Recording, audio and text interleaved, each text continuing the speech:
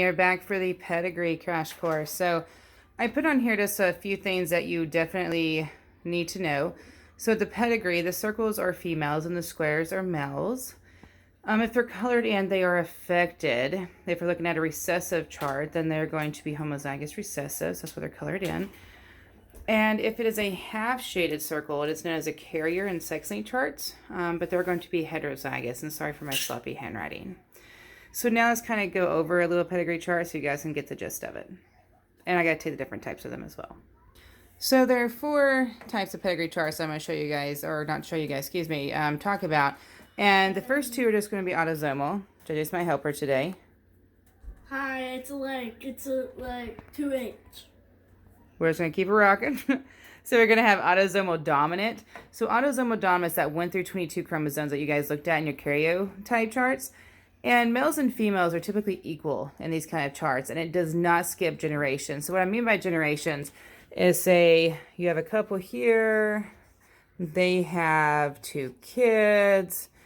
Well, this is going to be your first generation. This will be your second generation. So in autosomal dominant, it tends to not skip generations. In autosomal recessive, males and females are equal, but it does tend to skip generations, even though he just so erased my letters on the end of that. So it does tend to skip generations. Sorry for that. My child was getting a little crazy there. And he was just playing. He's trying to get my phone. So the next 2 we're going to talk about is sex-linked dominant and sex-linked recessive. So sex-linked traits are on the sex chromosome, so you have to use the XX and the XY and all those fun things. But sex-linked dominant, you're going to have more males that show the trait instead of females, because males, if we give you more than 2 options, you can't handle it, remember? And it does not skip generations. Sex-linked recessive, you're going to have more males, and it actually tends to skip generations. Okay, so pedigree charts can be used to trace certain traits. It's kind of cool. It's going to kind of be an example. So here's me, and here's my son, my ex right here, because this slash in between, that means that the marriage was terminated. So I actually have an older brother, so I can branch him out over here. So there's my brother. And actually, I have to pause on that because we are half siblings. So I will branch up here to my mom and my dad. And then my brother's dad would be over here. And then I will drop him down. I'm so sorry. I guess you need to be able to see that. And that would be my brother. So it can get a little complicated. So I guess we can do some eye color here.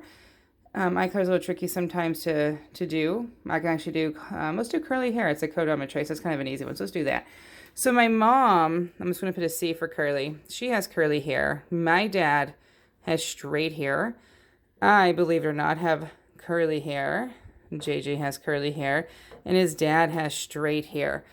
So since you have 2 people up here, you have different kinds of hair. How did I get that one? So you should be able to identify the genotypes of certain individuals as you start going through any type of family pedigree chart. And that is the cool thing about it. You're like, oh, well, okay, I can't have curly hair because my mom did. But my dad has straight hair. And the cool thing about my dad is his parents, so my grandfather and my grandmother, they both actually have straight hair as well. But on my mom's side, her mom has straight hair, and our grandfather has wavy hair. So it's kind of cool. So you should be able to, like I said, identify the genotypes. We can actually do dimples as well. And I'll just do me, my ex, and my son here. So my son actually has dimples, which is going to be a recessive allele. My ex has dimples, but I do not. And people are like, well, how do you know your second allele? Well, JJ has 2 small little D's here for dimples. We had to get one of those from his dad. So I have to be heterozygous because the other allele came from me.